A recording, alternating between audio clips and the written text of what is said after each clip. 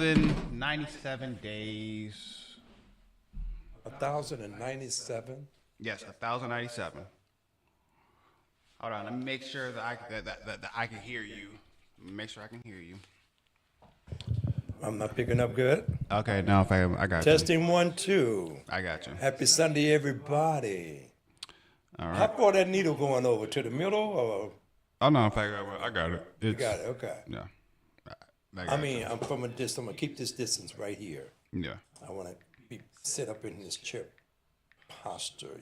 Keep my posture straight, and make sure I keep doing this, reminding people of what's going on. Everybody's keeping up with what's going on the planet. What's going on? Yeah. What's going on? Oh man, don't make me play that. Don't make me play that. Oh no. In fact, we want to make sure that we're able to broadcast, everything live. We want to make sure we can do I could that. probably play 30 seconds of it and cut it short. Oh, you got it? Oh, yeah. Yeah. So, we are here live with the countdown, where we talk everything between politics and sports, and then we'll play music in between, depending on what fits the actual narrative. Because, oh wow, we already got a score. Wait a minute. Wait. What happened? You good? Yep, we're good. The Rams are already up. Oh, so the game is on already. Yes. So you just make sure you keep us up there, because I can't see it from where I'm sitting. Okay. So Rams have just scored a touchdown. Kyrie Williams 4-yard rush, 7-0 Rams. And as we know, these two games that we just had today have been weather games. In New England, we had snow going into the second half. The countdown continues. And so, in this game, it is snowing. We already knew that the weather was going to be an issue going into this game. We already knew that. So, can we have Caleb Williams be the comeback kid, or will the Rams pressure be too much? Let's find out. As we just had the kickoff, and it's a touchback. Okay. You ready to go? Chicago had a chance to answer back. Beautiful. All right. So, speaking of football, we also had a couple eliminations already. Well, who won the first game today, sir? The first game today was won by the New England Patriots, 28-16. For the first time in some years, the Patriots are back in the AFC Championship. How you think Brady feel about them getting back? You think he has some kind of animosity because No. they're back on top and he's in cahoots with the Raiders now? How you think he feel about that? Is he? I mean, I don't think he has any type of animosity towards that because his beef was more with Belichick, not with Kraft. Mm-hmm. So that's where that was. I don't think he has any animosity towards the Patriots, because Patriots, they had a short rebuild, but they just knew how to draft, and It took about 4 years to get back.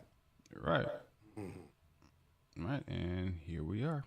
Okay, here we go. All right, so that was the first game. The game yesterday, we had the actual barn blowout. The blowout was the Seahawks and the Niners. Niners need to investigate that power play. What happened to the Niners? They were better than that. I'm surprised. Was it just the Seattle's defense that was? No. Just made them look like chumps? No. What was it then? Nope.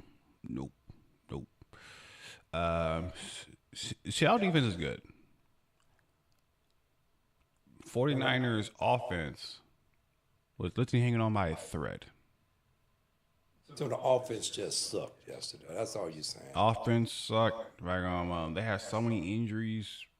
It just caught up to them all in one game, and it showed. No Kittle, no Ayuk, no key members on defense. You in that game, you also lost your backup tight end to an ACL injury. Right, they did. That's true. So it's just like it's just poor time for injuries. Same thing happened with the Texans. Poor time to have all those injuries happen. But when you don't you consider don't can you say that this time of the season there's injuries on everybody's team? Can you say that? I would say to a certain degree, yes. Everybody There are is teams that are injured this time of the dealing year. that are dealing with injuries, some more severe than others. Right. Because when you're dealing with concussion, the NFL nowadays will not allow you to play because that's a liability right there. That's true. That's true. If you're having like a sprained ankle, you could possibly play through that. But it's something like it's like a torn ACL or things like that where like severe injuries, like you're not playing through that. Okay. Then it becomes the next man up. It becomes a next man up mentality. I think the only issue is that it's the multitude of those types of injuries on one team. And that's basically my point also. Next man up, that's just me, got to be ready. He's up. It's your turn. Get in there and do what you're supposed to do. But falling behind somebody like those great players you just mentioned, I guess it is an issue. It's hard to get back up in there and try to, just put your feet in their shoes, and they're the number one starter. So it's interesting how this thing go at the end of the season. But we're down to the Final Four as of today. We will be down to the Final Four because we need to find out who's going to advance, who's going to face the Seahawks in the championship. I don't know. That Seahawks team, man, that defense is special, bro. The Good. Seahawks defense is special, but I would say they might have an issue against the Rams if the Rams end up pulling this game off against Chicago. Chicago, I also believe that they can also give them a run for the money as well. I think either one of these teams can give the Seahawks a run for the money. Oh, I totally agree with that. Oh, yes, absolutely. I feel more bad for the Broncos. The Broncos. Mostly because of the quarterback. He's out. He's out for the season. Yes. Broken ankle. He's done. So now you got your backup, Stidham. How's he looking? He hasn't taken a snap in like forever. Okay. So this will be his first snap in like years. Right. Okay. So. But he's been around though, bro. He's been around, but his numbers are not. Okay. Yeah, he's gonna have an uphill battle. Right. He's gonna have an uphill battle. Luckily, he's gonna be at home in Denver. Patriots had to come out to Denver. That's the perks of being the number one seed.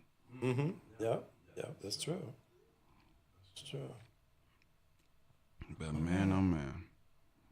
Well, all I know right now, football is very, very good right now. I'm having a good time watching it. It's just been my kind of games. I love to see the games in snow. I call that original football. OG, before the stadium, before the domes. You know, you want to see some water. You want to see snow. You want to see rain. You want to experience that cold.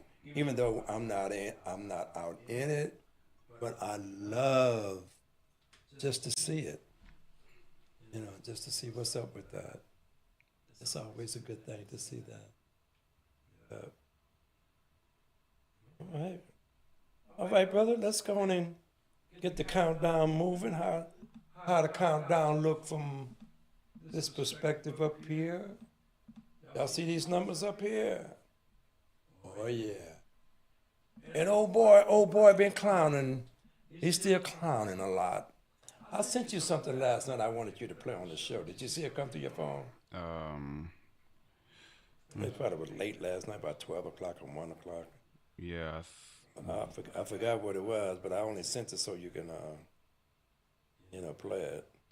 I can see if I can play it. But anyway, boy's still clowning. He wants to take over other countries. He got all the oil he want now. I think the only thing I want to see, now that he's ripping all these countries off, I want to see the gas prices in America go down. Somebody told me in St. Louis they're happy that they're going down, but they're only $2 and something. I say $2. I say that is low compared to what we're going through out here. I purchased some gas today. It was under $4. Under $4. Appreciate that. Now, that has something to do with that boy. Y'all know what boy I'm talking about. It has anything to do with him. I guess I say, well, thank you. You know, that's all I can say. So, see how that'll work, man. But he's doing some bad things. ICE is still on the rampage. ICE is not melting, y'all. They're not melting at all. They're Okay, just I am able to play it. All right. out there doing the madness, man. Woo! And they say it's justified. I don't know. Okay, I can play that Threads that you sent me. It's on Threads. Just say what? I can play what you sent me. We're talking about don't let them keep sanitizing Dr. King. Okay, well, this is something I wanted to share with the listening audience today.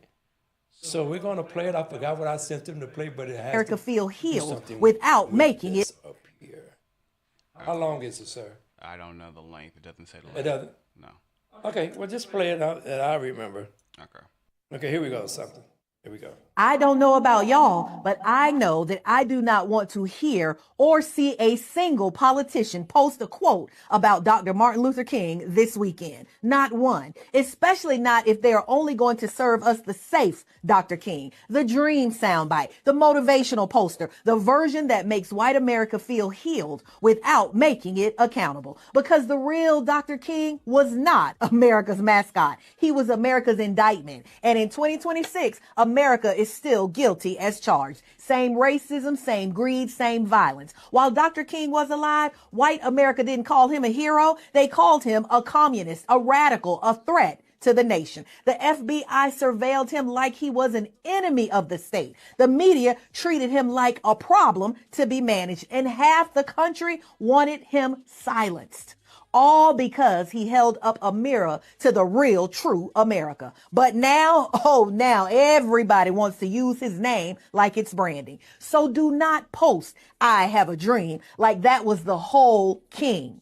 Post the Dr. King who said the white moderate is more devoted to order than justice. Post the Dr. King who said America wrote black people a bad check marked insufficient funds. Post the Dr. King who said riots are the language of the unheard. Post the Dr. King who said this country is the greatest purveyor of violence in the world. Post the Dr. King who connected racism, capitalism, poverty, and militarism as one machine. So do not come up and down my timeline with that watered down Dr. King while you still uphold the same systems he died fighting. Because Dr. King was not murdered for being inspiring. He was murdered for being inconvenient. So either honor the whole King or do as Will Smith said and keep his name out of your mouth. All right, well, there you go. Well said, young lady. What was her name again? I believe her name is Did it say? Renee. I thought that Renee. was us. You know, I just wanted to share that with the listeners today because even though it's Dr. King's birthday, it was a few days ago, it was on the 15th, we celebrated, America celebrate Dr. King holiday that always that Monday. And the King Day Parade is Oh, also I am Monday. Nikki Free. What was the name? I am Nikki Free. I believe that's Okay. her name. So this is his moment. And I try to acknowledge him, you know, all through my life, not just on this date of birth and what America has done, you know, to acknowledge his accomplishment. But you know, we still walking that walk in America. America is dangerous. I'm gonna point these numbers out again. This is why we're here because we're counting down this guy. I'm not sure if he's gonna make a statement about Dr. King. It's gonna be interesting to see what's gonna come out of his mouth. Because if it was left up to him, he would try to eliminate that holiday. And I know that's the kind of person he is. He probably took down a lot of the plaques in the White House that honor Dr. King. You know, so this is the kind of nation we live in. I am proud and happy to be alive today at this moment when all this madness is going on. Because it's our turn to accept what we see. Our grandparents saw something worse than this. And my great-great-grandparents, I'm sure it was even worse. And go back another generation before that, it had to be awful. But look at us, man. Look at the shoulders that we're standing on. Look at us. We have work to do. And we must do it together, collectively, all of us. But we need to stop a lot of the stuff that we're doing to each other in the music business, in the movie industry, what else, the sports. It seems like we're just attacking each other in these genres. You know, it's the same thing every time I look around. Somebody black is talking about somebody black knocking us down. That's one of the things I've always had a problem with, me as a person. I still remember 1968 when George Foreman won the gold medal in the 68 Olympics in Mexico. We got the information late because, of course, the Armed Forces magazine came out maybe 1 or 2 weeks after everything went down. But we got the word about this guy named George Foreman, heavyweight champion, you know, in the Olympics. And it was so much rhetoric about him taking that American flag, walking through the ring. I mean, the black folks just got on his ass. Look at that, Uncle Tom. Only because of what Tommy Smith and Carlos did. They threw up the power sign. You know, they still talk with the national anthem. I guess they expect every black athlete in 1968 to follow the same protocol. But George Foreman didn't do that. They dogged this brother out. I didn't like that. But that was just me at that time. I didn't understand why we were dogging this brother out because he waved the flag. And all through his career, they were calling him Uncle Tom and sellouts and shit. And even when he fought Ali, that same thing followed him. I called him Uncle Tom. Even Ali was kind of doing some crazy things on, you know, during that time, calling him a big monkey and all that. I didn't like what Ali was doing either. Talking bad about y'all. When we're both going for the same thing. He's going to try to knock you out, and you're going to try to knock him out. That's the nature of that boxing game. But that's how far this stuff goes back. And plus, it goes back beyond that also. I read a statement about W.E.B. Du Bois. Now, this is way before my time. I call him Webb Du Bois, W.E.B. Du Bois. I read this article where he called Nat King Cole Uncle Tom. That bothered me. I wasn't even around during that time, but I read the article, and I believed it because it was in a legit magazine, Ebony. Y'all know the Ebony magazine? Yeah, Jet. So when I read that, I said, why are we attacking each other? Why we do that? He called him an Uncle Tom because he could play a banjo. And then, of course, when I heard him say that, I said, whoa. W.E. Du Bois didn't know that the banjo came from Africa? He's a scholar.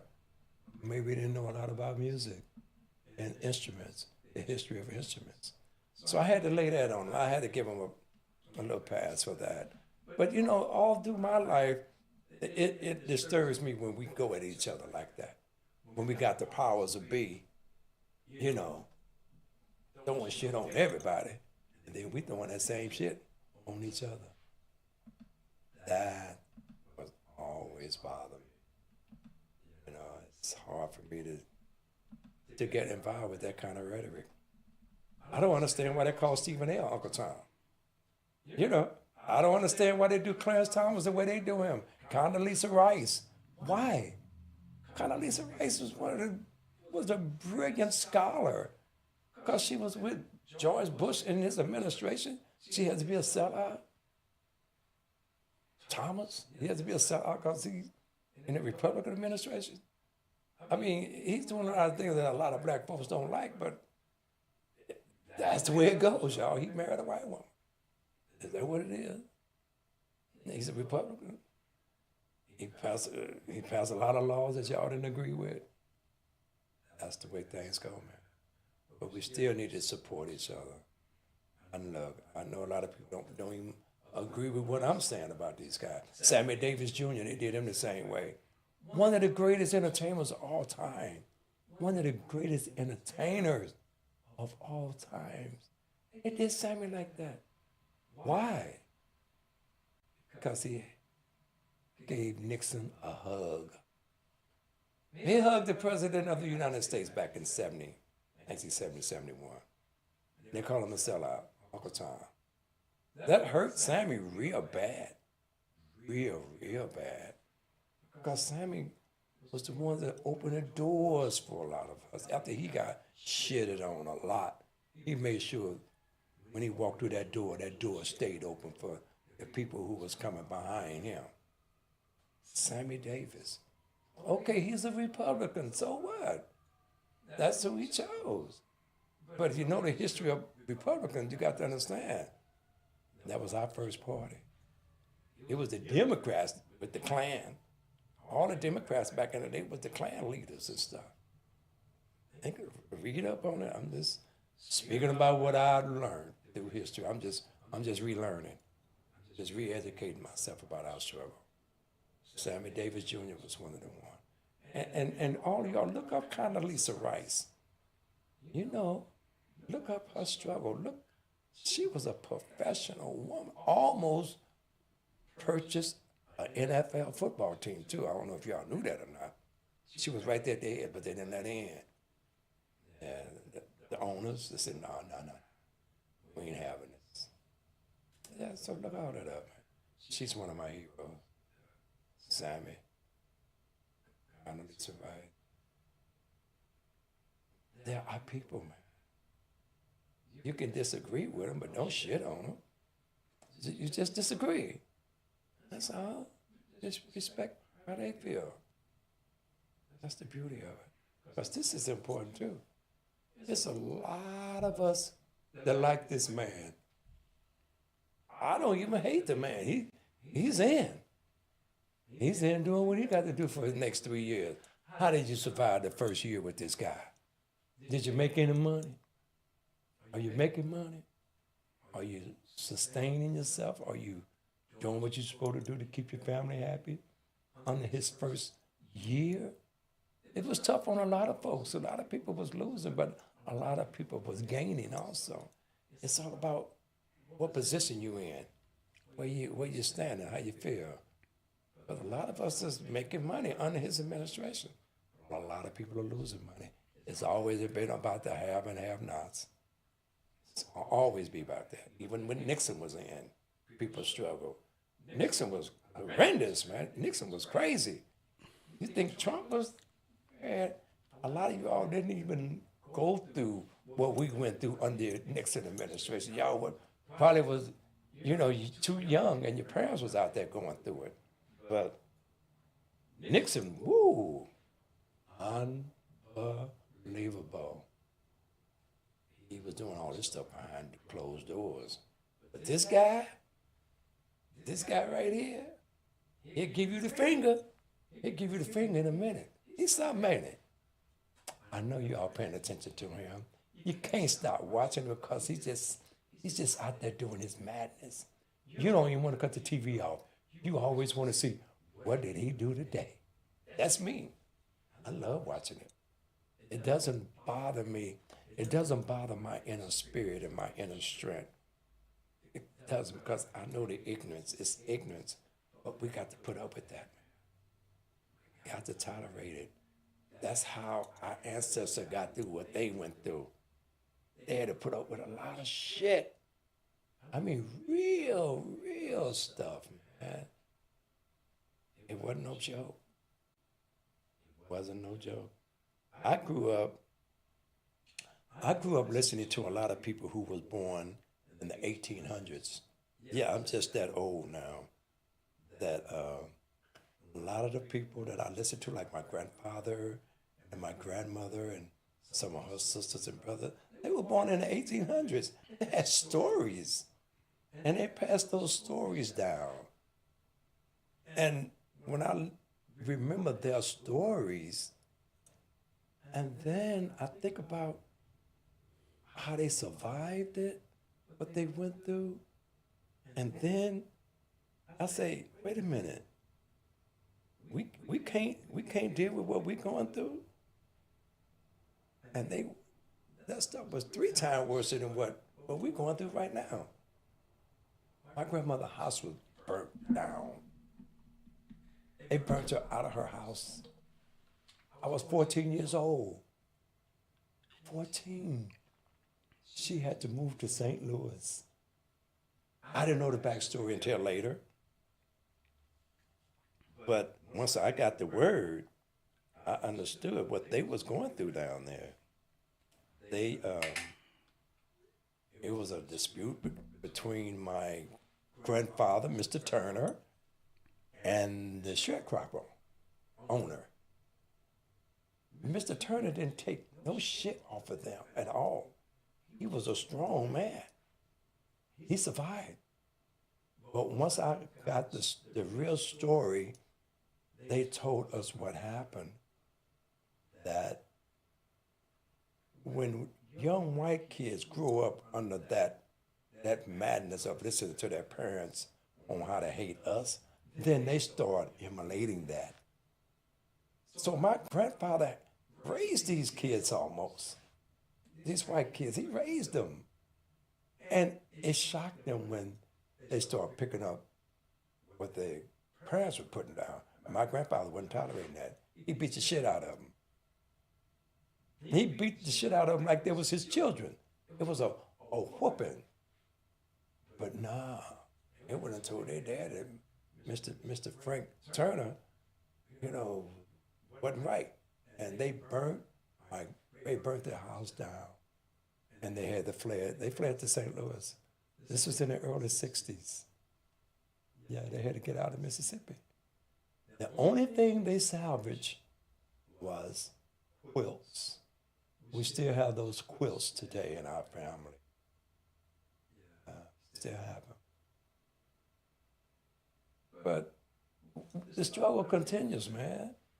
And we got to go through this. We went through a whole year of this guy. It'll be a year tomorrow. I think he came in on the 20th of January. Am I right about that, sir? Yes, the 20th. Okay, he's been in a year. What have you done? What have you accomplished? What are you still bitching about? You still got your job. you making more money, you got to find a way to survive. Because we ain't no chumps. We ain't no chumps. But the thing we need to do is just stop bickering among ourselves. Okay? Just stop that. We'll be just fine. Because we got work to do. We got to survive 3 more terms with this cat. Can you do it? Look at those numbers, man. Woo, that's a lot of numbers. So make up your mind how you gonna handle it. Okay, make up your mind how you gonna handle it. Okay, because you got to go through it. That's the only way we're gonna come out on the other side. Don't be scared. You can handle it. Stand tall. Eat it. Take it. Do what you got to do. Just take it. You can handle it. Yeah, for real. Hey, you need to lean on somebody. Call somebody. You need to cry. You need to, if you need some money, ask some of your friends. They might lend you some money if they have it. If you need some help with your rent or something, sure, get another job. I don't know. But we got to survive. We got to keep going. It's all about perseverance, man. Just keep going. Because my great-grandparents in this country made it through everything they went through. They relying on us to do the same thing. Because we definitely have it a lot better than they do.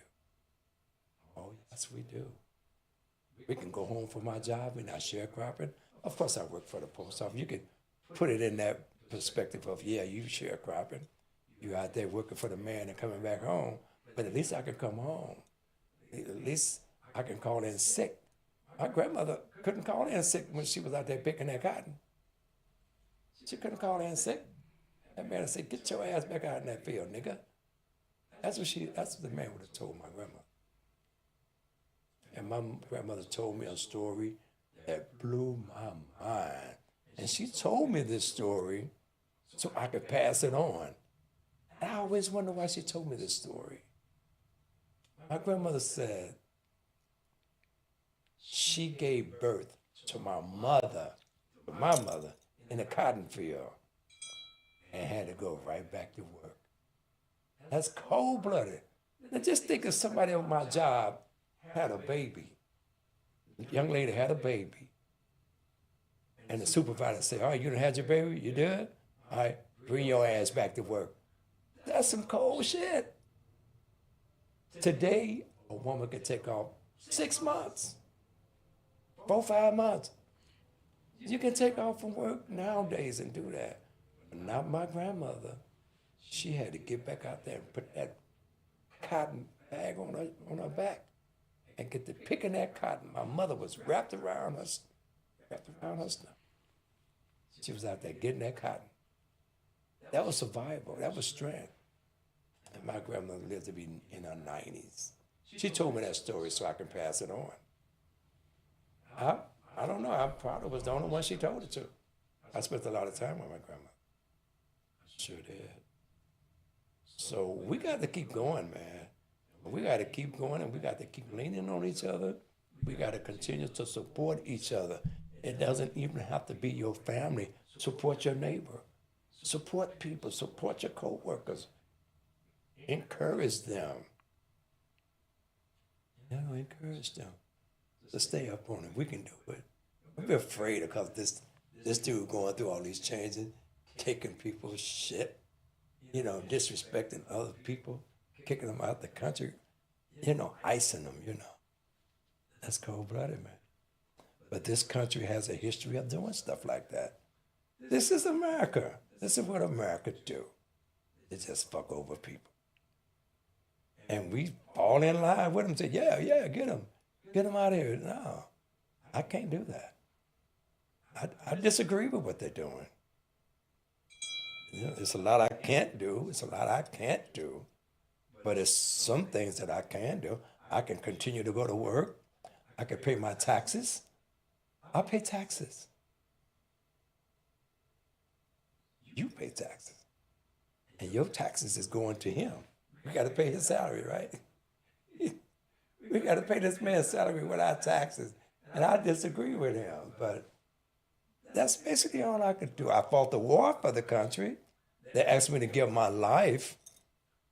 In so many words, they said, would you die? Would you die for us, Johnny? Would you go to Vietnam and kill up a bunch of people for us?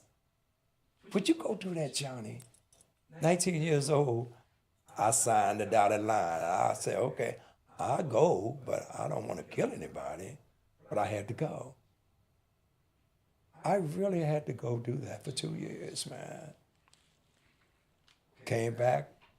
I was still a nigger when I came back. I was a nigger.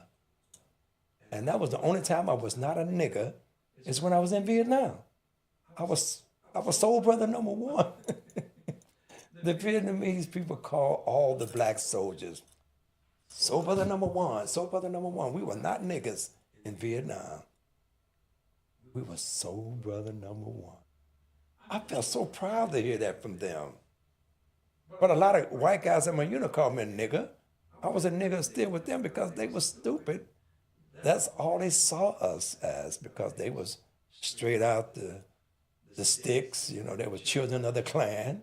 So I was still a nigger with them. But in Vietnam, I was soul brother number one. We created the DAP over there too. Dignity and pride. That's what that DAP was all about. So, you know, all the stuff that I've been through, I'm so grateful that I'm still here to share my story. My story. My story is history, and his story, and my story. My story. So I do have one. And I'm proud that I'm still alive. I'm happy that I'm still alive. I'm happy all the decisions that I made to end up in LA, Inglewood. I look back and say, damn, I made some good choices. Damn, I made some powerful choices, man. And choices are not easy to make when you trying to figure out what am I going to do the right thing if I do this? What's going to happen if this don't work? You have all those doubts. And boy, did I have some doubts. But once I focus in on it, I had to stay course. I said, I'm going. I got to go to LA. I want to do this entertainment business. Came out here, and I'm having the time of my life. I really am. Brought the family out. Me and Cheryl, we just formulated our project on what we was going to do and how we was going to do it. Entertainment. Let's just entertain people. People need to be entertained. So we entertain people for over 20, 25 years. Right here. Radio, TV, stage plays, singing, dancing, just all entertainment. We were not in it for the money. We were just in it just to entertain people. We didn't know you can get compensated for doing this because that was not our goal. We didn't say, oh, maybe we can make millions. We wasn't even tripping off it. We just focused in and on doing it. And everything everything came, you know, full circle. It came full circle because we felt good about what we was doing. It was nice.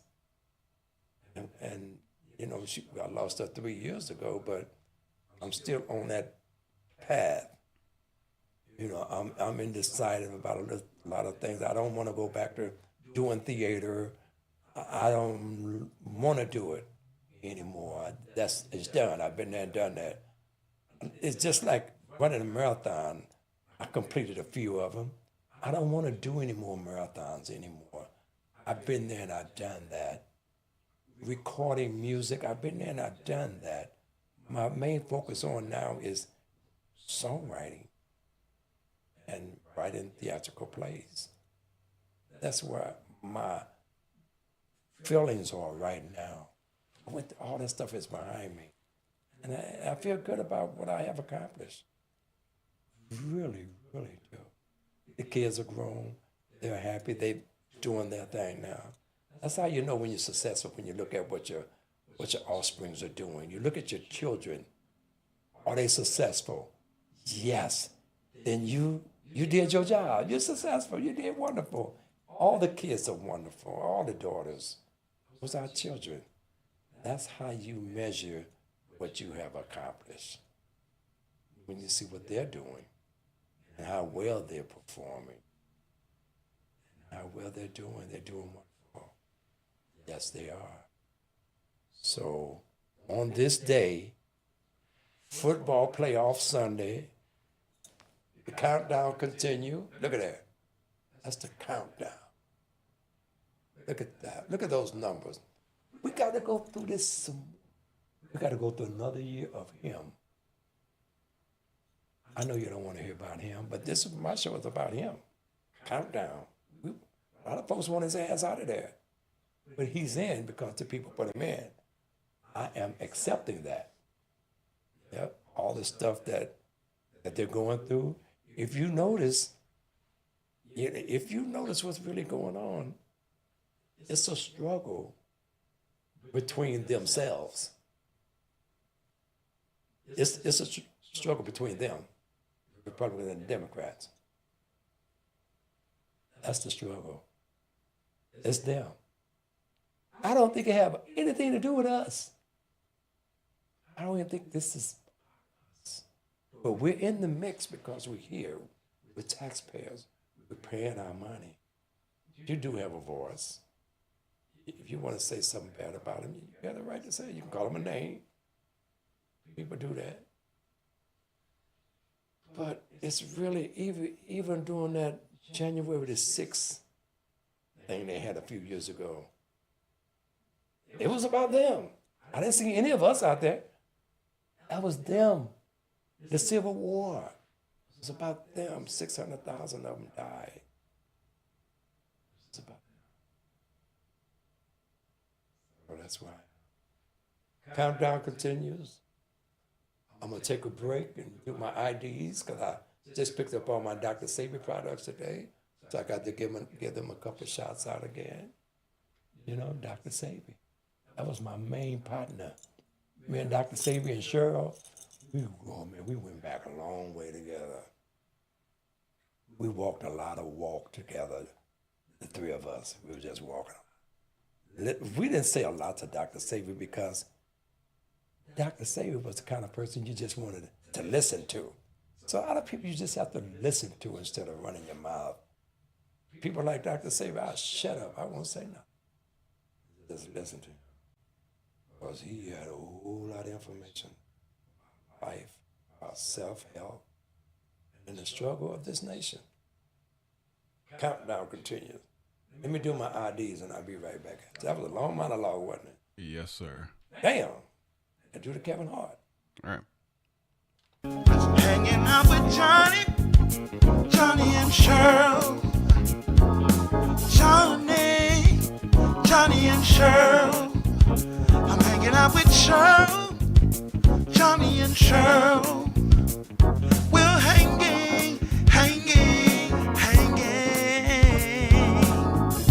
Johnny and Cheryl, Johnny and Cheryl, Johnny and Cheryl, Johnny and Cheryl, Johnny and Cheryl, Johnny and Cheryl, Johnny and Cheryl, hanging.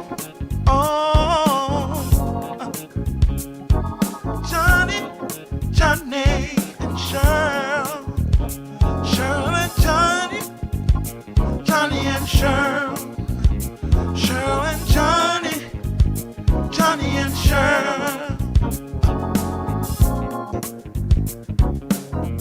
Hello, my name is Robert Malik. I'm a member of the Earl Gardner Veterans Group. We're a veterans group that helps veterans get service-connected compensation. We say, are you a veteran of the U.S. military? Then get benefits and financial compensation. Did you serve during the Vietnam, Iraq, Kuwait, Afghanistan wars, or even the Korean War or World War II? You can act now. You are suffering from PTSD and you need counseling. You are losing VA benefits because you are eligible for financial compensation. Come to a PTSD meeting of vets to find out what you're missing. We meet 10 a.m. to 12 p.m. on Mondays and Wednesdays. Where? At the Inglewood Community Center, 2640B Imperial Highway, directly across from the U.S. Post Office at the corner of Crenshaw and Imperial. Or call 323-291-1517 or 323-559-8196. We're here to help. We're veterans helping veterans. Thank you. Dr. Sebi was a world-renowned herbalist who cured many diseases with his holistic approach to nutrition and herbs over the last 50-plus years. Dr. Sebi formulated African biomineral herbal products that cleanse and nourish the body on a cellular level. His products, in conjunction with his nutritional guide, support the body's natural ability to regenerate and heal.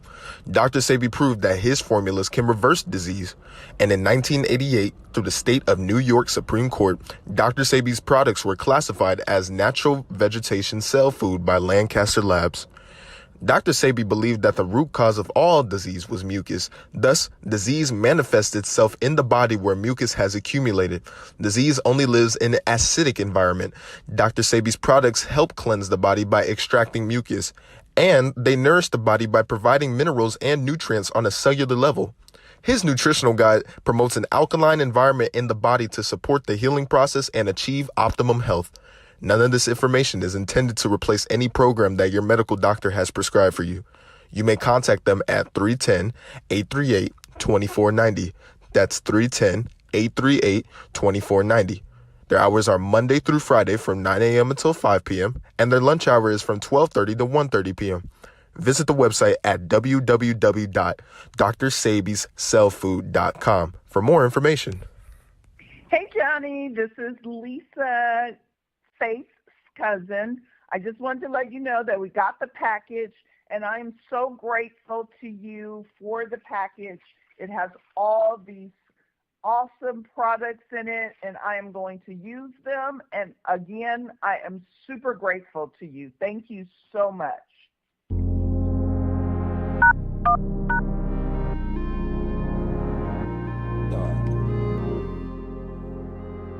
All right, there you go. That's Dr. Sebi, yes. 2807 South La Cienega. That's one street light west of La Cienega Boulevard in Los Angeles, California. They're open every day from 9 to 5, Saturdays from 10 to 2. So don't forget, when you get over there, let them know the information came from the Gospel Hours with Johnny and Cheryl, or Cheryl and Johnny, all right? Beautiful.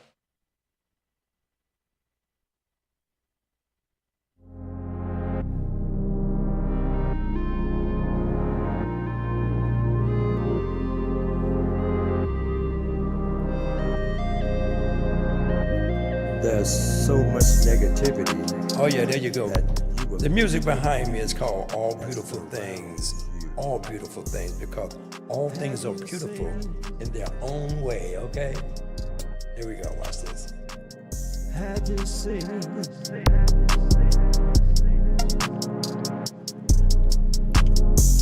Have you seen what happened today? Did you see it? A lot of good things went on. Did you see it? A lot of great things happened today. Did you see it? Or was you caught up in your own negative ways?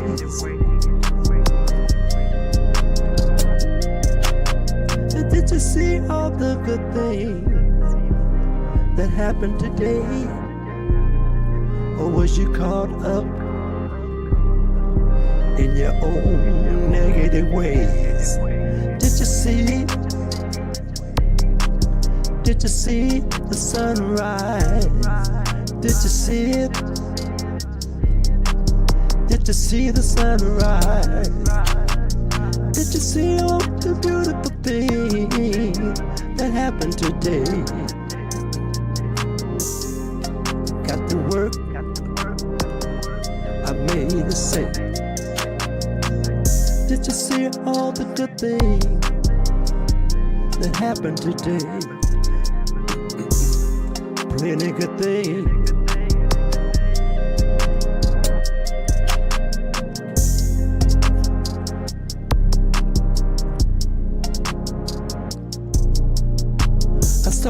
children going to school, and they was happy today. People going to work, and did you see all the good things? Yeah, did you see all the beautiful things? There's so much negativity. I said complaining is a sin. I said complaining is a sin. Stop saying it. I said complaining is a sin, y'all. It's a sin. Did you see all the beautiful things? Did you see all beautiful things? Did you see it? A lot of great things went on today, but did you see any of it? Did you see the sunrise today? So many beautiful things. That song was written by, the music was composed by my grandson, Khalil Jordan, and I threw the words on top of the track. And all beautiful things. Everything beautiful is their own way, you know. Okay, we're gonna keep it going. The countdown continues. We made it through a year, this guy. People have all kind of names for him. I think I asked my engineer to give me a name every week. I don't know if he have a name for him today. You have a name today, brother? Here he I comes. think we all call him the Orange Sickle. Orange Sickle? Yep. Okay, since we missed about 4 weeks of name calling, do you have at least 3 or 4 names that you can kind of catch up?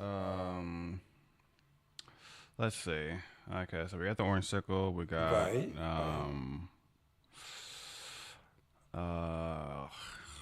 Let's see. He has some names for him. I think my boy Marvin had a couple of good names for him too. But I don't use names. I don't call people out of their name. But I let everybody else do it. But this is the countdown right here. See it? This is our green screen right here. I can't see it, but I know it's there. Okay, it's there. But he has a lot of names. People call him this and that, and he's taken over country. He wants to take over certain countries, and he's supporting a lot of things that's going on in Minneapolis, in Minnesota. He's supporting all of that. And I heard he's getting ready to deploy more National Guard unit again. So this is what he's doing. He's doing a lot of things that a coward would do.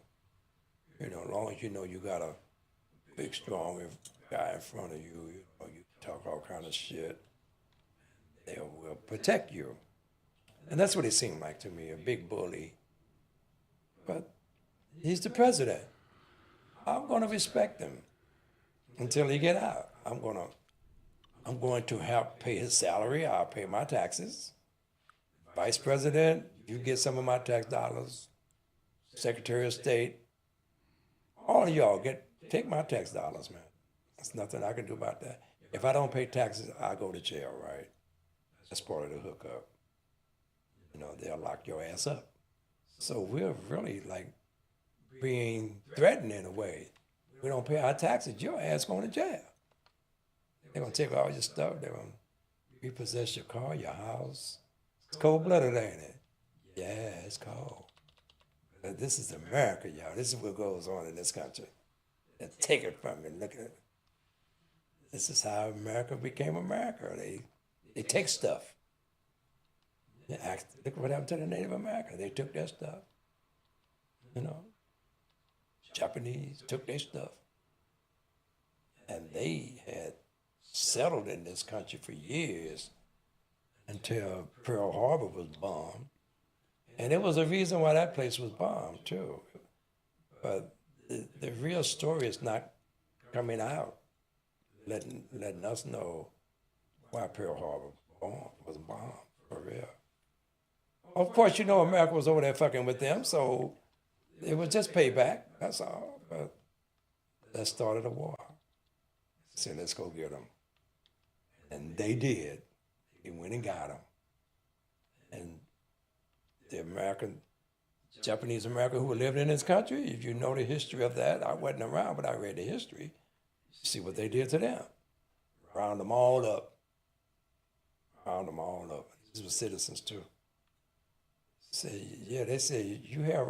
They said you don't have no rights. They just said, hey, right this way in this camp. Put them in that camp. That's the only rights they had. Okay. Right this way. So You got a phone call? No, I just thought of some more names. What, you want to say something? Yeah. Okay. Let me hear what you got to say, bro. Okay. So we got. Of course, we already know him as a Vladdy boy because that's Vladimir Putin's puppet. We call him the puppet. We got. Oh my God, this is. I think this is a good one. Trumpolian. Trumpolian. It's like. Oh, like Napoleon? Yep. Oh, okay. Got that little man complex because he definitely short in like one specific area as explicitly stated by one person.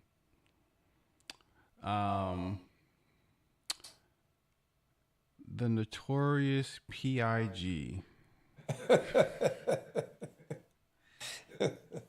Say that again. The notorious PIG. Nice. Okay. I can laugh at that one. That's a good one. But my boy Marvin had, you remember the one Marvin had? It was a good one. I have to listen back to it because it was funny. It was funny. Yeah, so we got a lot of people has names for this guy, and they're funny to me. I can't think of any because I'm not into name calling, but there you go. We're counting down, y'all. We want everybody to hang in there. We know it's hard, man. It ain't easy for a lot of people. The health insurance going up. Go to the store to purchase food, prices going up. I know taxes for some people is going up. Taxes, that's it. That's part of it too. And it's because of what they're doing. So we got to hang in there. But I have a friend in St. Louis. He's happy because the gas prices in St. Louis is going down. They're under $2.50. Now, whether or not that's going to affect us out here, because it's like gas everywhere else feels like we have the high gas prices out here in California. Yes. I also believe Texas also has pretty high gas prices. So does New York. Mm-hmm. But let me see Well, if anybody else gas prices are going down, I'm for them. If you all in St. Louis, Missouri think $2.69 is cheap, so do we.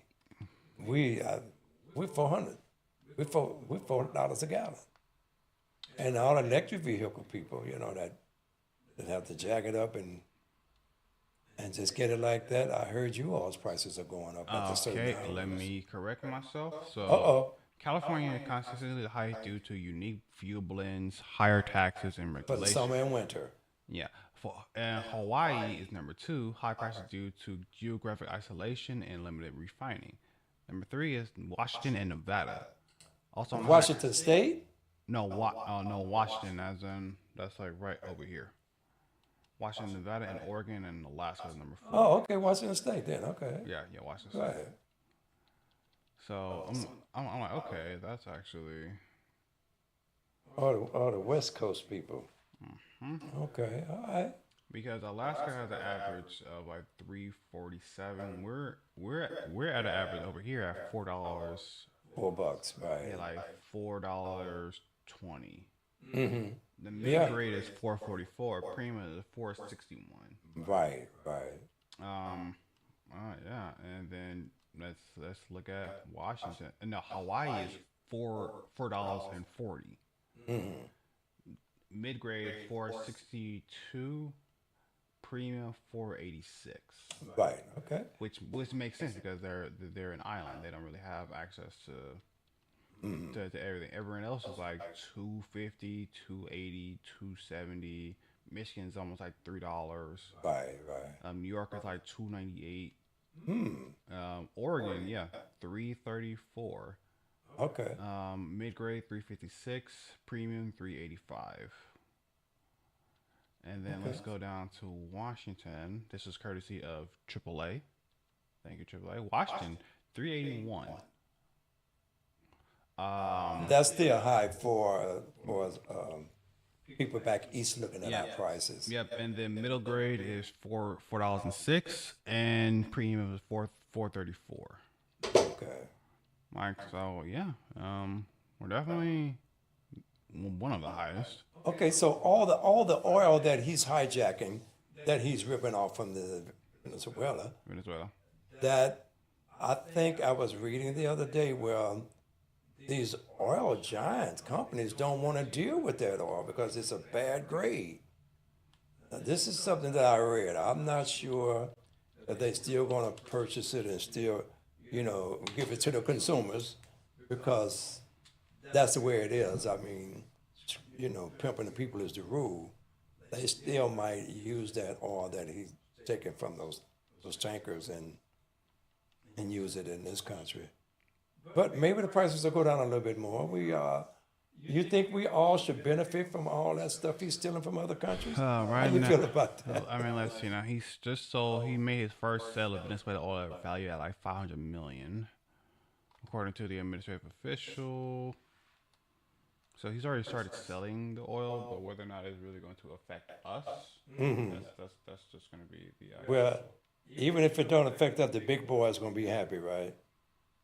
Maybe. Oh no, all the big boys gonna be happy. I mean, this is what they do. Again, that also depends on the quality of the oil. Well, that's what I was saying. They said it's a bad cut. It's not good quality, but I was just saying that they're so evil and don't give a damn that they'll utilize it and put it out there for us to use, and our cars will go bad by burning that bad shit. Let's see. I mean, because we're already trying to, especially out here in California, we're trying to Gavin Newsom is already trying to push people to get away from gas cars and go with electric. He said that should be done by 2035 or like 2038 or like somewhere down like the future where like he doesn't want manufacturers to be making gas cars. So according to Trump, on Friday the oil industry would invest at least $100 billion to rebuild Venezuela's battered energy sector, though it's not clear where that number came from. Yeah, that's a. The administration's plan to capitalize on Venezuela's oil were met with skepticism by U.S. energy executives at the White House on Friday. It's uninvestable, ExxonMobil CEO Darren Woods told officials when discussing the obstacles to doing business in Venezuela. There are a number of legal and commercial frameworks that would have to be established to even understand what kind of returns we would get on the investment. Several other executives also expressed reluctance in doing business in the embattled Latin American country. After a lengthy White House meeting on Friday, Trump and his top aides. But do you think that'll benefit the consumers? No, not right now. It's not. No. Well, why not? Okay. So, in other words, they would do what they do and just keep the prices jacked up and don't care about us. That's what you. I mean, like that's again. I'm going off of if they even get this off the ground, which doesn't even look like they're going to get this off the ground. So it's just like will we see benefits for it right now? No. Okay. Because again, just like the Mobile CEO said, it's just like Valdez. There are too many loops that they have to legal loops that they have to actually establish, and not wanting to have to deal in Venezuela. It's the fact that, and just like after a lengthy White House meeting on Friday, Trump and his top allies have emerged without any major commitments from companies to invest billions of dollars in the nation. That's true.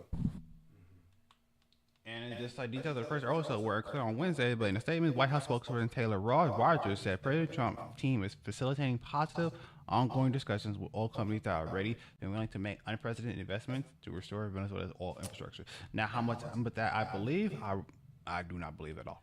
So in other words, he ripped the people off for their oil, and now they don't know what to do with it. That's what you're reading. I don't know. I'm not They even don't- sure if he's like because he's trying to talk business to them, but they're not buying in. Then okay, yeah, that's what I said. They don't know what to do when they got all this shit. Okay, I'm watching it. Though. I'm paying attention to Let's what's see. happening. On Wednesday, Reuters reported that Venezuelan crude oil was being offered at a discount to traders compared to competing oil from other companies such as Canada. That just lets you know the quality of the oil that. Yeah, that's what I was reading. That it was a bad quality. See, Yeah. and they don't want to deal with that. That's why Darren Woods is saying it's uninvestable because it's just like we're not going to invest $100 billion into something that is not going to have a guaranteed return or is actually going to be usable for what most gas companies would use it for. Right. Okay. So it's just like it does basically be a waste of money, and that can lead to bankruptcy pretty fast because you're investing money in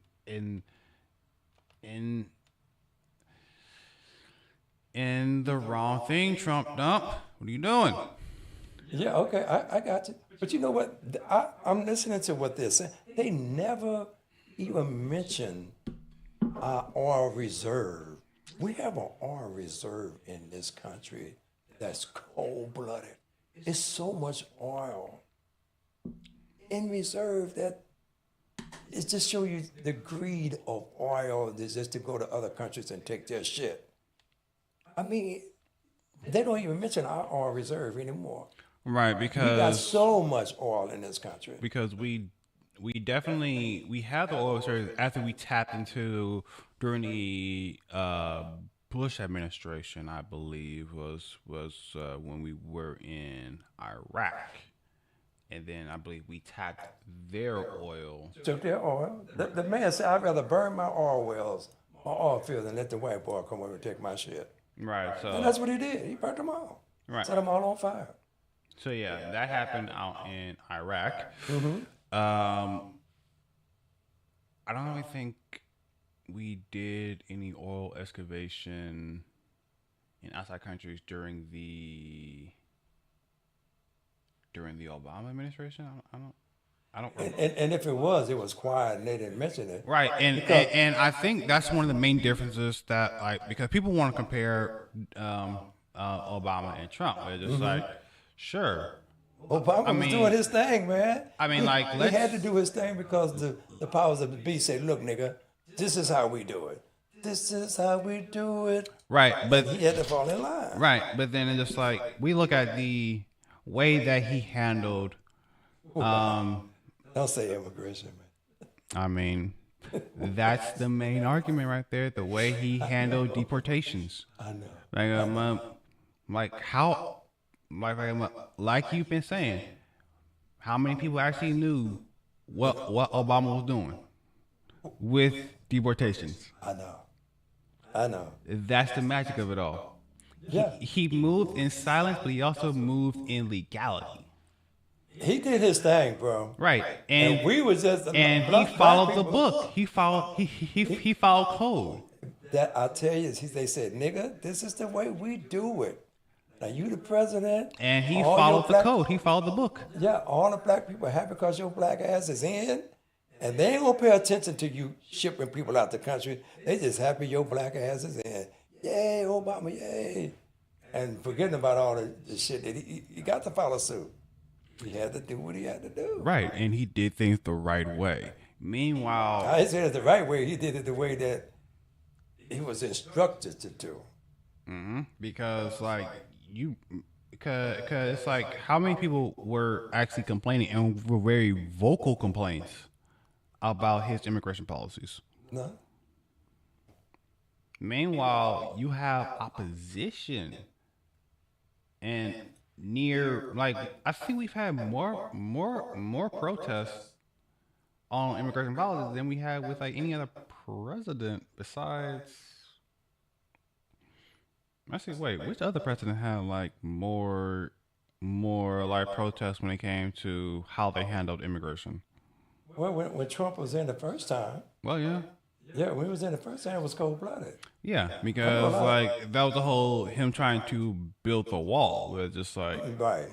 if we look at the history of everything, like we took Mexican land. California was technically Mexican land. We took that. Yeah, that's what I'm saying, man. So take- it's just like it's the history of everything. But like now we go into present day.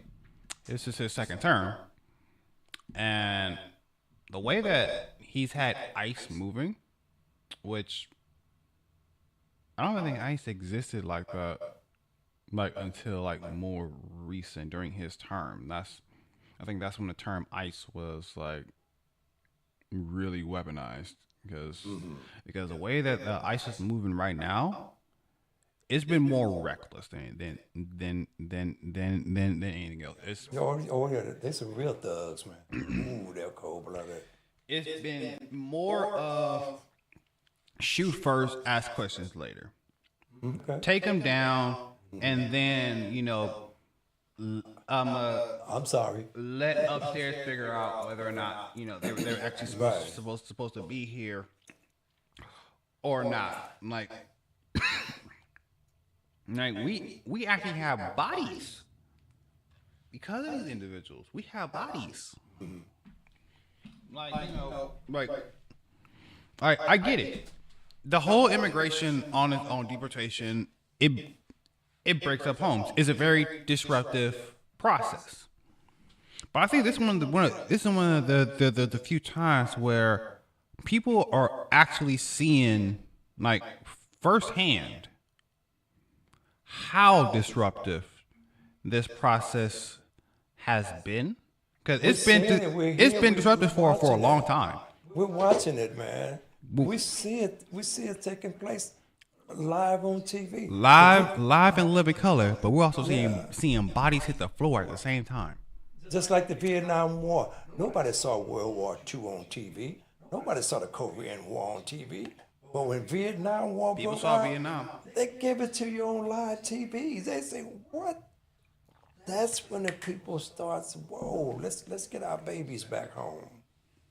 That's when, once that stuff is on the tube, man, it gives you a whole perspective about this country, man. Again, low down, war is never pretty. There's always something that my late grandfather will always say. War is never pretty. War is just a tool for destruction and just complete overhaul. Nobody has ever won a war. You know any country that ever won a war? By win, basically come out unscathed. Like no, in fact, everyone has lost something in war. Yeah. Like no one comes out of a war completely just the same. They say, "Oh, we won," but at what cost? Yeah, that's it. Oh, 100,000 people got killed. Takeaways. That is ridiculous. Yeah, nobody's ever won a war. Right. And the Vietnam War was crazy. They just punked out and ran. They just said, "Okay, we done enough. 10 years, let's go." I mean, to be fair, them Viet Congs were different because you're dealing with an enemy that actually knows the territory. You're going in there into unknown. They were not the enemies, bro. I understand that not the enemies. I understand that they weren't the enemy. Technically, we were the ones that were invading. We were the ones that were doing things that we weren't supposed to be doing. We weren't even supposed to be involved in their business.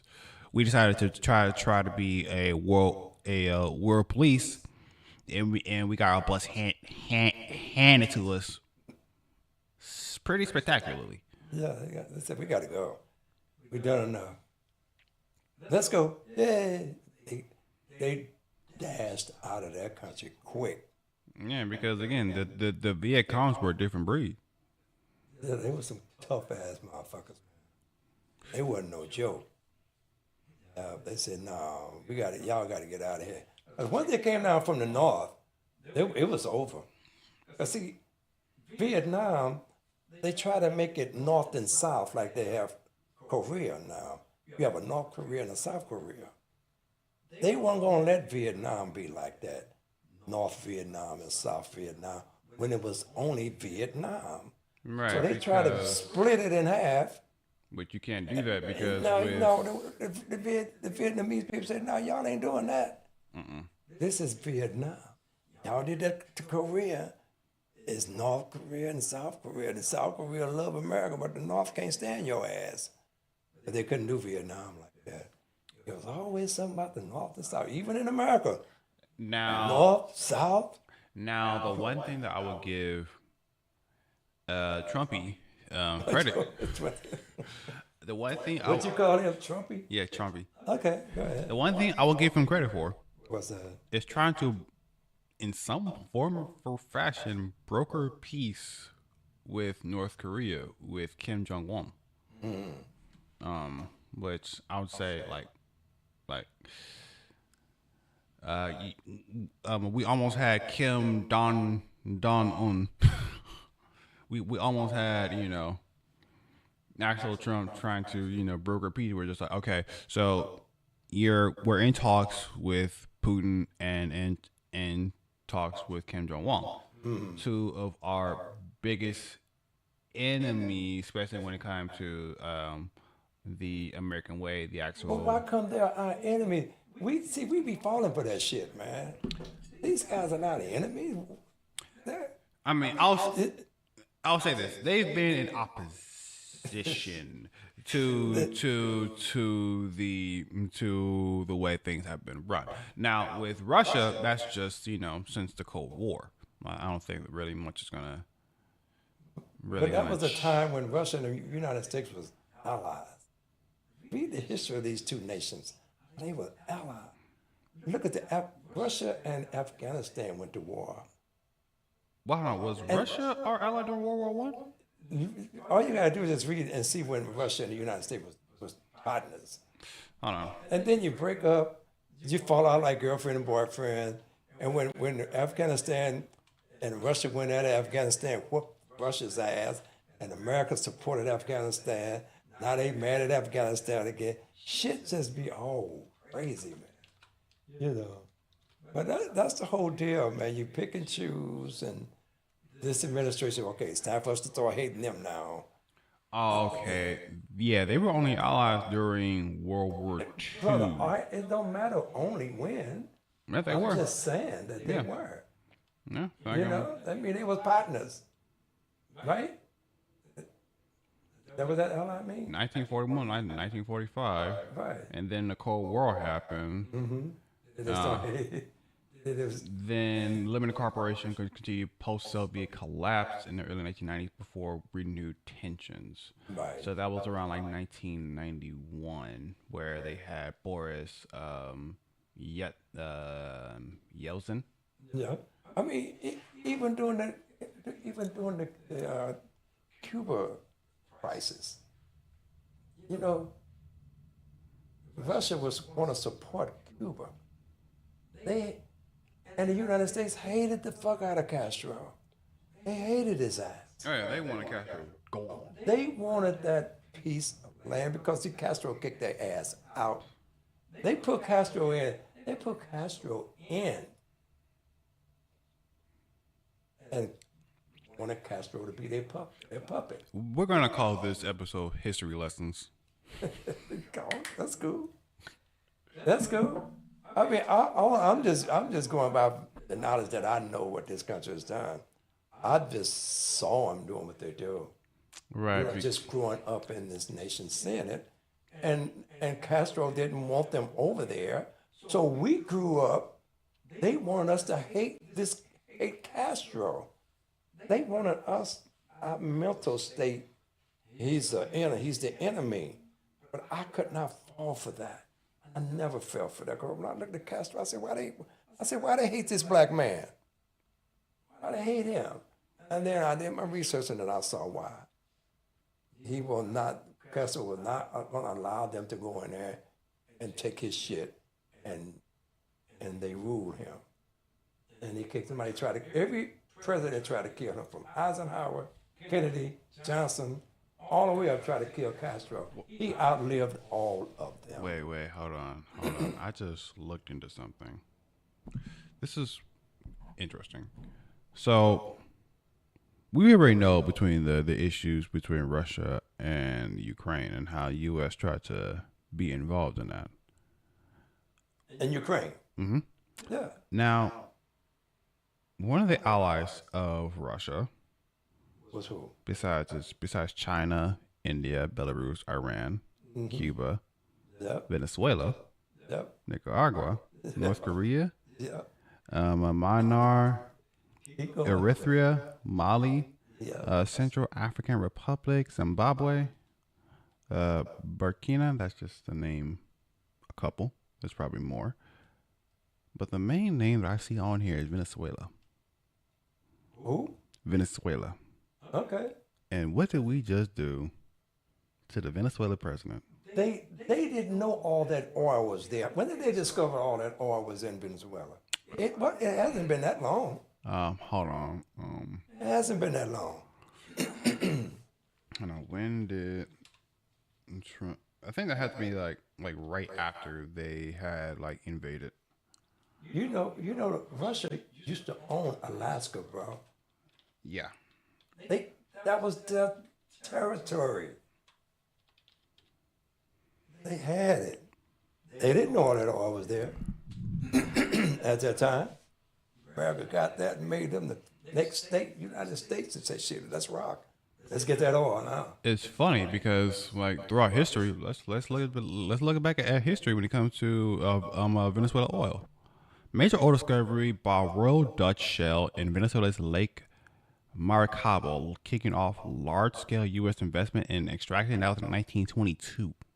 22. Yeah, 1922. Okay. 2017, 2019, Trump administration implemented sanctions against Venezuela, restricting its financial markets and oil trade.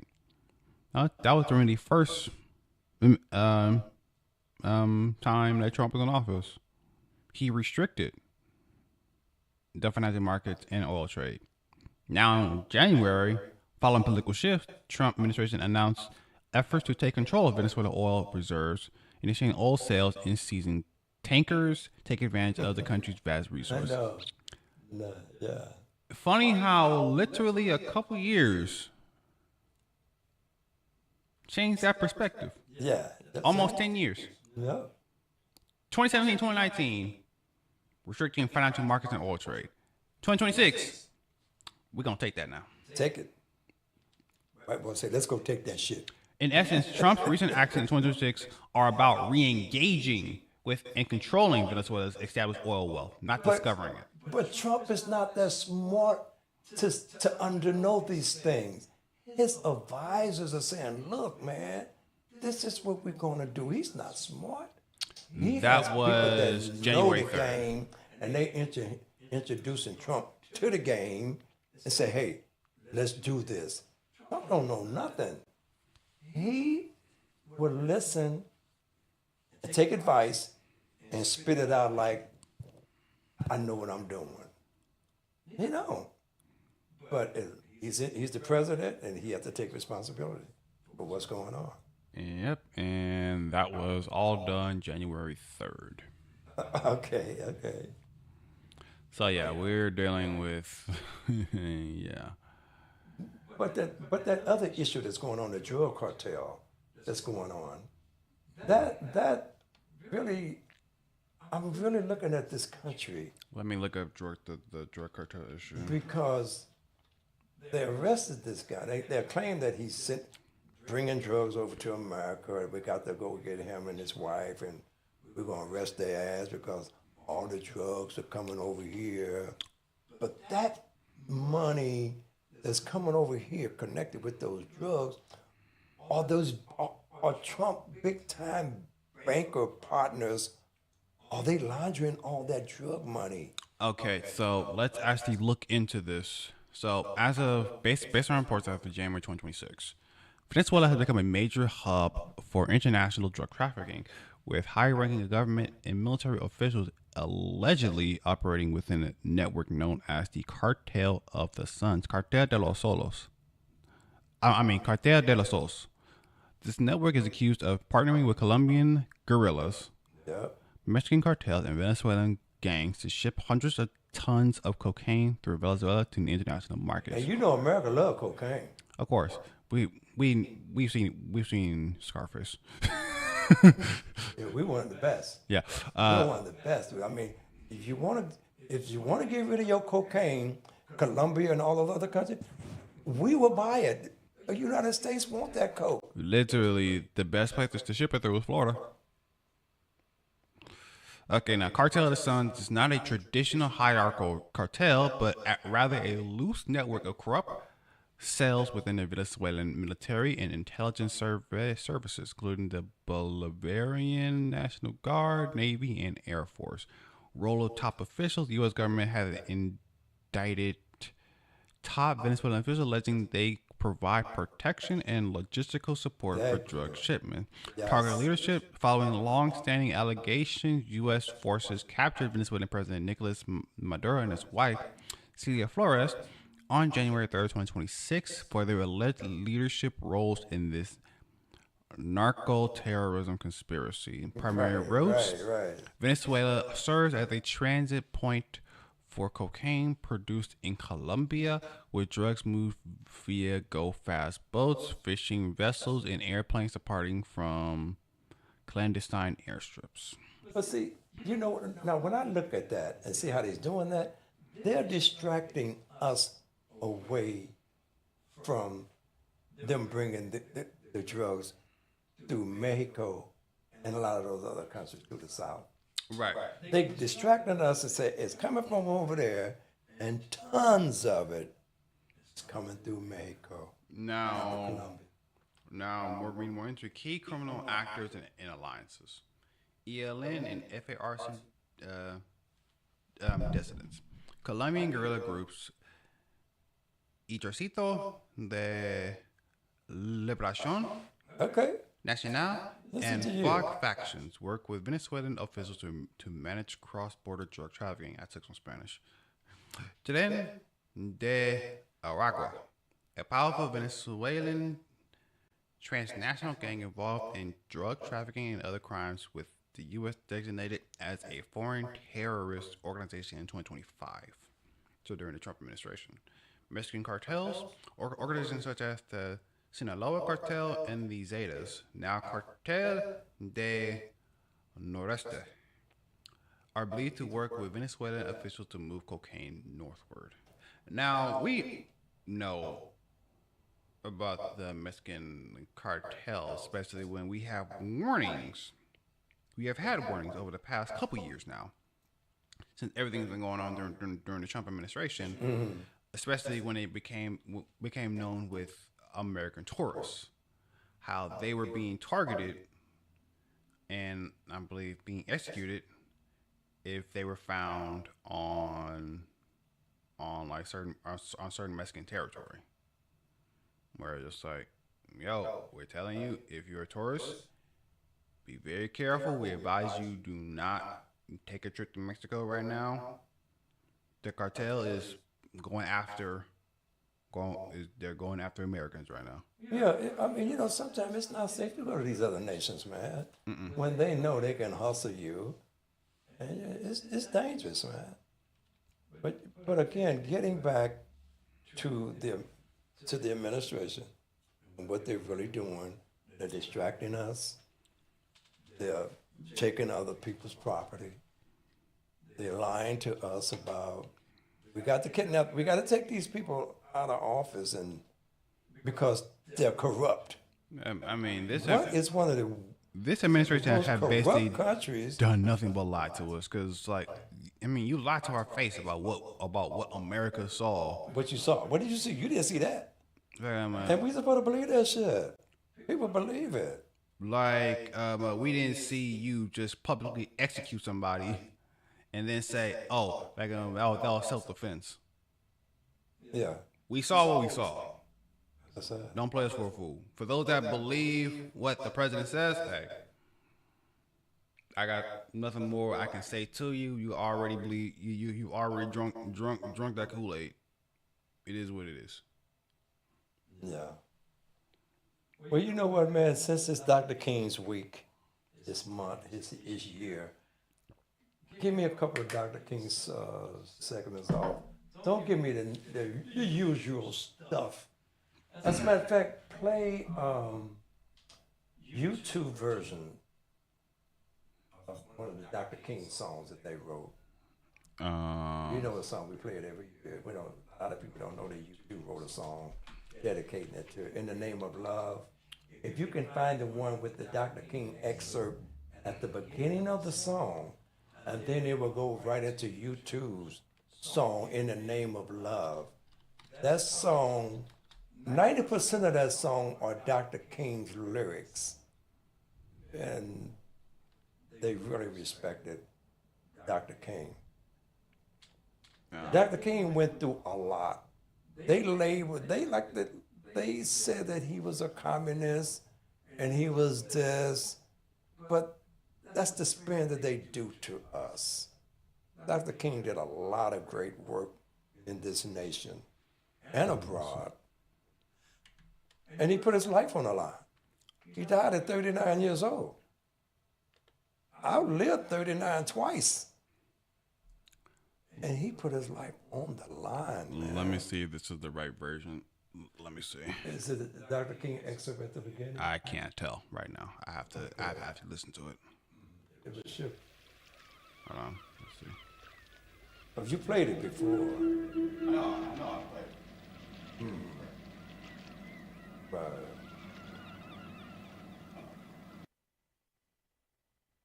Well, if you can't find it, we'll just play the song. And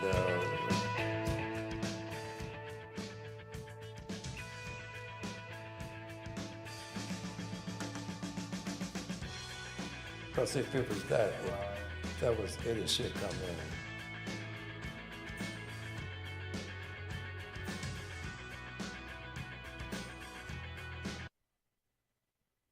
Okay, no, yeah, here. You got it?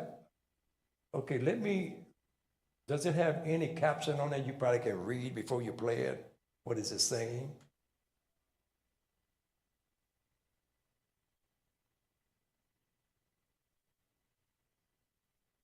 Well, anyway, if it doesn't, we're going to play the song In the Name of Love by U2, dedicated to Dr. King. I'm sure you probably heard this song millions of times, but you never knew that they were talking about Dr. King. In the Name of Love.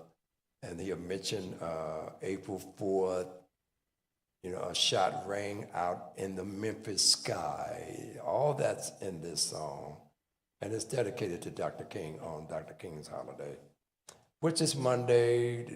The King Day Parade will start tomorrow morning, I think about 8 o'clock. So if you're out and about, let's get into some of the readings of Dr. King's struggle.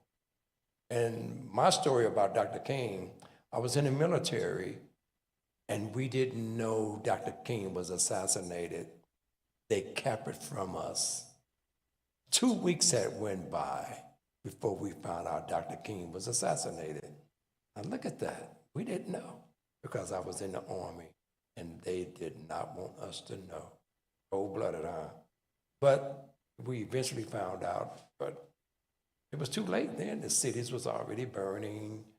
I was getting ready to go to Vietnam at the time, and that's another story.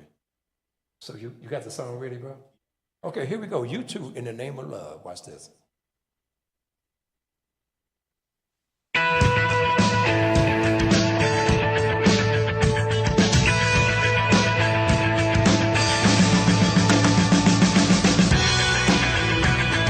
I have a dream.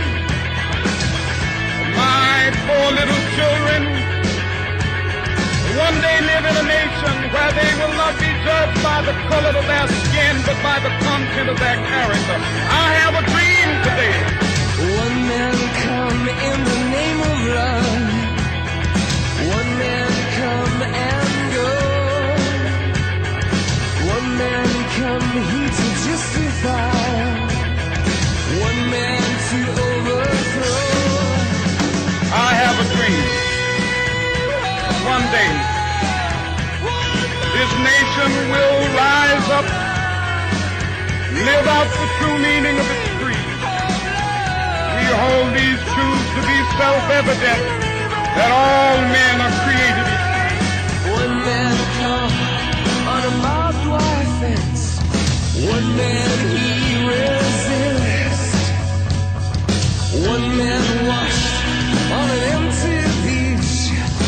Unmanned the chain with a kiss. In the name of love, one more in the name of love. In the name of love, one more in the name of love. Ladies and gentlemen, I'm only going to talk to you just for a minute or so this evening because I just want to do God's will. And He's allowed me to go up to the mountain. Some very sad news for all of you. I think sad news for all of our fellow citizens. People who like peace all over the world. And that is that I've seen the promised land. I may not get there with you. Martin Luther King was shot and was killed, right?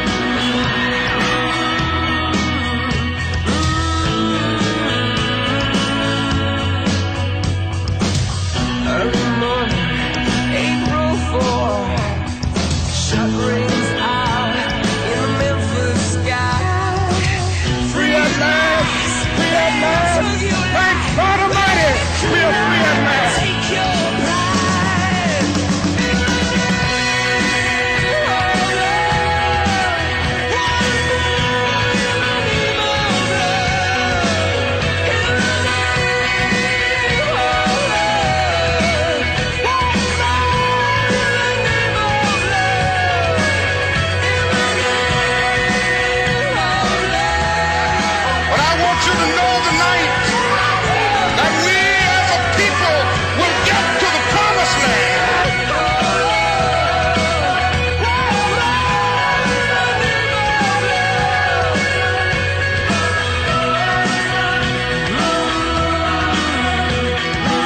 In these powerful days, these days of challenge, to make America what it ought to be, we have an opportunity to make America a better nation. That's it? All right, there you go. How about that? Nice. That was YouTube. Exerted a lot of Dr. King's messages in there. And you also heard Robert Kennedy in Indiana, Indianapolis, at a rally, mentioning to the people that Dr. King was assassinated, right? And then a few months later, of course, he was assassinated also. Cold-blooded. America, you are so cold. America, you are so cold, man. Damn. Back to back. Well, my story was getting off the plane in Vietnam on June 5th, 1968. The word was out that Robert Kennedy had just got killed. So mind you, I went through all this stuff with Dr. King that same year, got to Vietnam, Robert Kennedy had just got killed. I saw all the brothers over there so upset.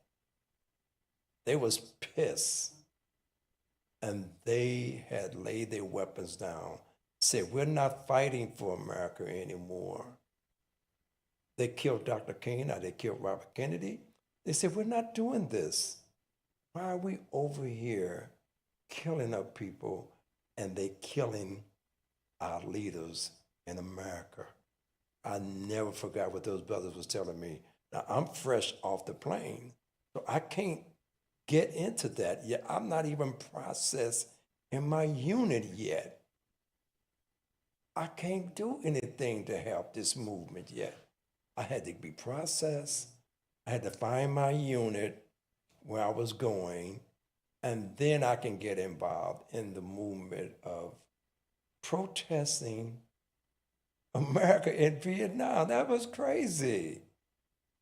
That was the craziest shit I experienced over there, to be a part of anti-war in the war. That was wild. Yep. So that's another backstory. That's another of my story. So Dr. King, that's all I knew growing up was Dr. King. Turn the other cheek. I got so tired of turning the other cheek growing up, in the streets of St. Louis. Your parents teach you, if somebody bothers you, just turn your other cheek. Man, you got tired of turning your other cheek after you got your ass kicked. My father would say, well, just turn the other cheek. I said, Daddy, they whooping on my ass. I want to fight back. And once I heard the word of Malcolm as a young kid on the streets in St. Louis, that's when I thought, hey, I got to protect myself. I'm not turning my other cheek on these people that's being, these are just, just street thugs that was, just basic fights in the neighborhood, that's all. But they were trying to instill the Dr. King philosophy in me as a young man. But I think Malcolm X was more, I lean toward, because you put yourself, you fight back. You fight back. And I really appreciate both of those brothers, though. But they both end up dead. They end up dead. How much time we got left? A few more minutes? Look up the last ports, man. I was triggered in my head to play something by the last ports. We played them before. Just run through the songs and I'll let you know which one I want to hear. Okay, hold on. Let me. So again, I want to give Dr. Savior another shout out. That address is 2807 South La Cienega. That's one street light west of La Cienega Boulevard in Los Angeles, California. They're open every day from 9 to 5, Saturdays from 9 to 2. Don't forget to let them know where you got the information from. It's very important that you let them know it's from the Gospel Hours with Johnny and Cheryl or Cheryl and Johnny. So again, Dr. Saber and I and Cheryl, we go back 20-some years. He was always there for us, is what I'm saying. We promoted good health. We promoted your wealth is your health. Of course, Dr. Saber made his transition 6 years ago, I guess, and I think Cheryl just made her transition 3 years ago. And I miss both of them, really, dearly. Really, really dearly. So we'll be back next week to finish the countdown. We'll be 7 days less. That's the countdown up there. Don't be afraid. Don't be afraid to say things. Reach out. But the thing, don't be mad at somebody if they supporting Trump. They have the right. That's their right to support him. What you gonna do about that? Get mad at them because they like him? I deliver a lot of mail to a lot of Republicans, and they constantly want to talk to me about how I feel. And I let them know. I just say, I'm paying my taxes. I'm supporting that man that you like. I know you like him because I'm delivering all this mail to you. This lady, she don't know I see all the mail coming in. And she want to talk bad about Trump. I say, why are you talking bad about this man when all your mail is coming from him? Okay, Johnny, okay. He is who I like. I said, look, you ain't got to bullshit me. It's all right. You have the right to do what you got to do. Just don't bullshit me. I see them calling. They want your money. Send them $10. Send them $5. That's all they want. But I don't have anything against you, man, because you're a Republican.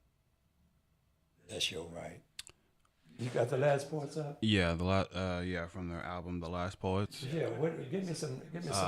Run N-word. Run, nigga, run. On the subway. On the subway. N-word are scared of revolution. Niggas are scared of revolution. Black thighs. Black thighs. Gash man. Gas man. Wake up N-word. Wake up, niggas. New York, New York. New York, New York, the Big Apple. Jones coming down. My Jones is coming down on me. Just because. Just because you're black. Black Wish. Black what? Black Wish. Oh, Black Wish. I got a Black Wish. When the revolution comes. When the revolution comes. 2 little boys. You see those 2 little boys eating at Sylvia. And Stuffing that food down their throat. And surprises. Surprises. Surprises might be the one I want to hear.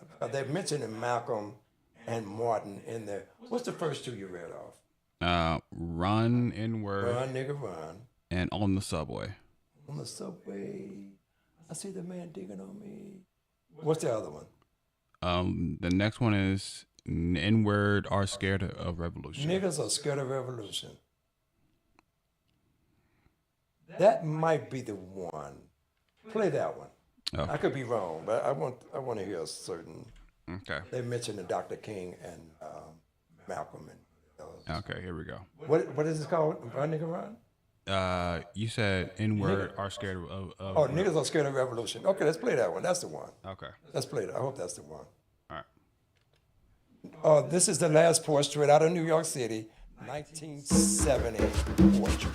This is portrait. Niggas are scared of revolution. But niggas shouldn't be scared of revolution. All niggas. Because revolution is nothing but change. And all niggas do is change. Niggas come in from work and change into pimping clothes. They hit the streets to make some quick change. Niggas change their hair from black to red to blonde. And hope like hell their looks will change. Niggas kill other niggas just because one didn't receive the correct change. Niggas change from men to women, from women to men. Niggas change, change, change. You hear niggas say, things are changing, things are changing. Yeah, things are changing. Nigga things into black nigga things. Black nigga things that go through all kinds of changes. The change in the day that makes them rant and rave. Black power, and the change that comes over them at night as they sigh and moan. I die. Ooh, I die. Niggas always going through bullshit change. But when it comes for real change, niggas are scared of revolution. Niggas are actors. Niggas are actors. Niggas act like they're in a hurry to catch the first act of the great white hope. Niggas try to act like Malcolm, and when a white man doesn't react toward them like he did Malcolm, niggas wanna act violently. Niggas act so cool and slick, causing white people to say, what makes you niggas act like that? Niggas act like you ain't never seen nobody act before. But when it comes to acting out revolution, niggas say, I can't dig them actions. Niggas are scared of revolution.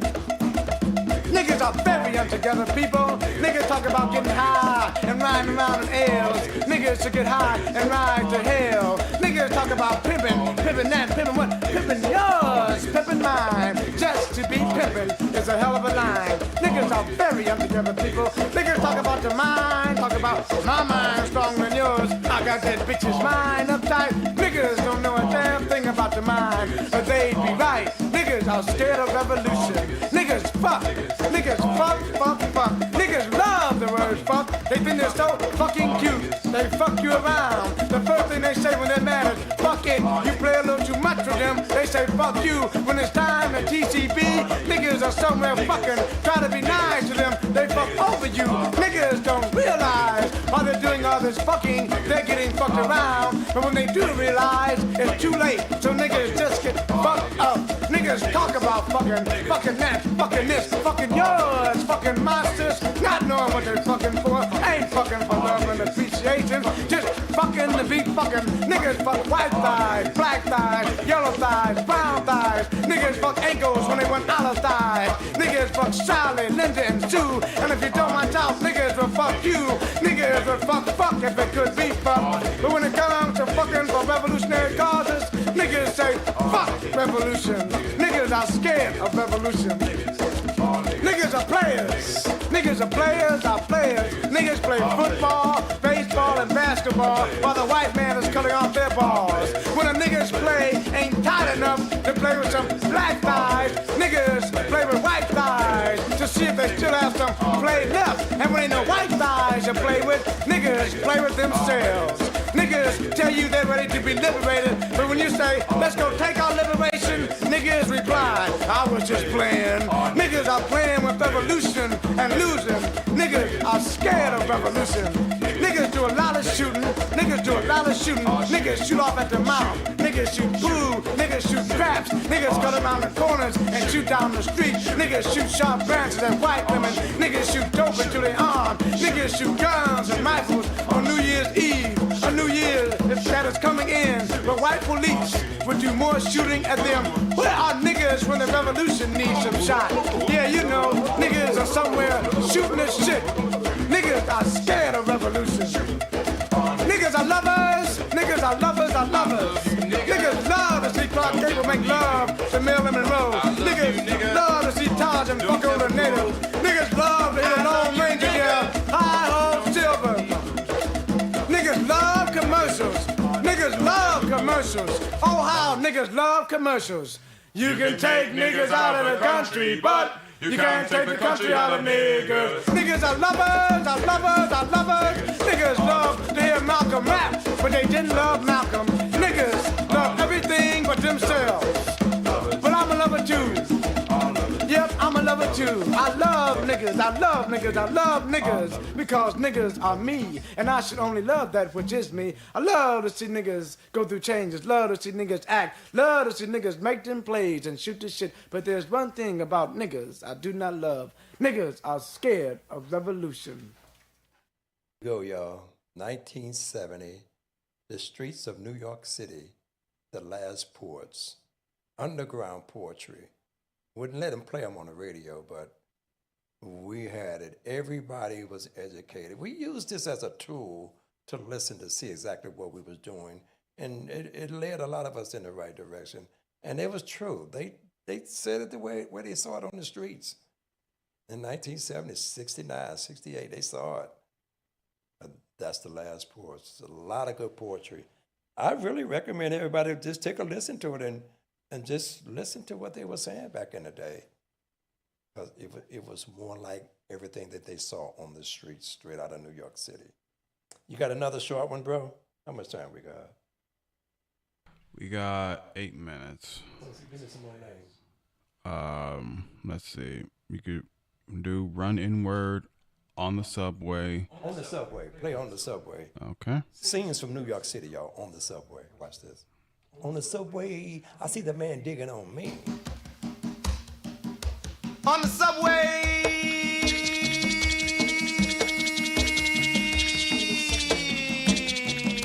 I thought the man digging on me. But the dude was hung up in a mass of confusion as to who I was. He thought he was trying to see. I didn't know that. They were trying.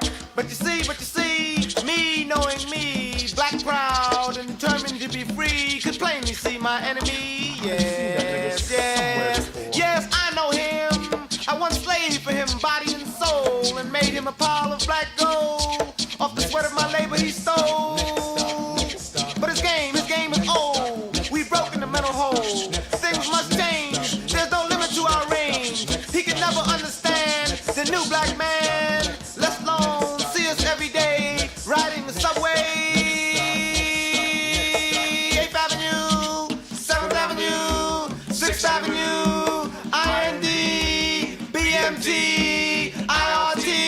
He still hasn't done me. He stares endlessly, blinking, blink, blink, blink, blink, blink, blink, blink, blink, blink, blink, blink, blink, blink, blink, blink, blink, blink. He's on the brink, about to sink.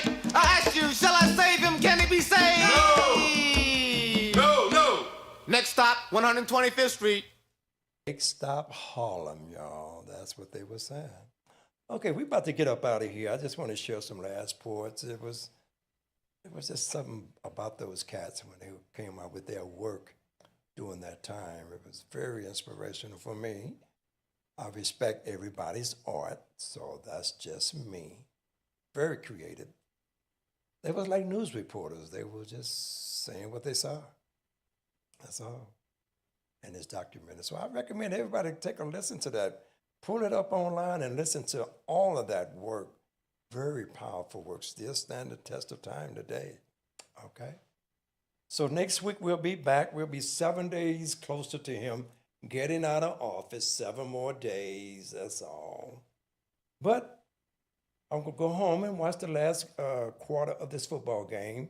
I'm pulling for the Bears to win so they can move on and play Seattle. But in the meantime, life is good in Inglewood. I wonder, have you noticed that the evenings are getting a little bit longer? It used to get dark at 5:08. Now it's getting dark at 5:13. So we picked up 5 minutes of daylight. I'm just keeping up with this stuff, that's all, because I love daylight. Okay, I got to go home and finish watching football and cleaning up and being thankful for this new year. I'm so happy this new year. I want everybody to remember we got to stay right in touch with love, peace, and joy. It's all inside yourself. Keep it right here. Don't worry about all the bullshit that's going on out there. All this stuff up here, don't let it affect here. Okay, don't let it get to this. This is all you have. This is the real God right in you. This God in you is so cold. It's good.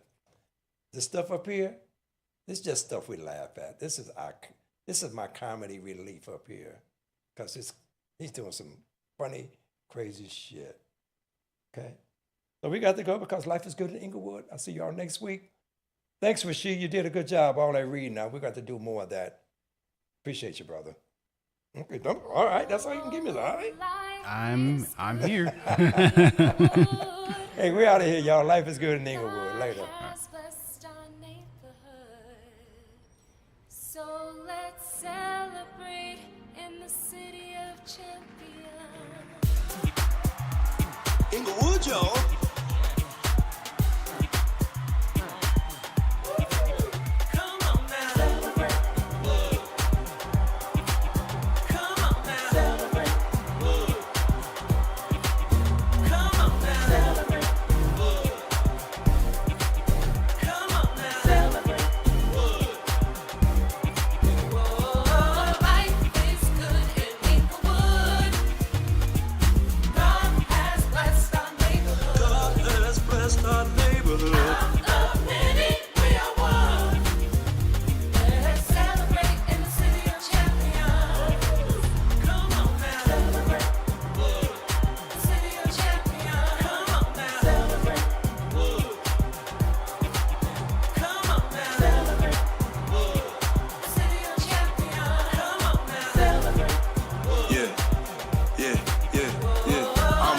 Sitting on the Market Street corner on a quest, searching through the city trying to get my eyes abreast. Found myself a prayer with the rents approaching in me. Pair of tickets get me to the stadium to see the best. If you say we just a city, that's an understatement. I see potential come to life and I appreciate it. I seen the neighborhood steady overlooked, coming up from a blank canvas. We got the pen and paper. Inglewood, y'all.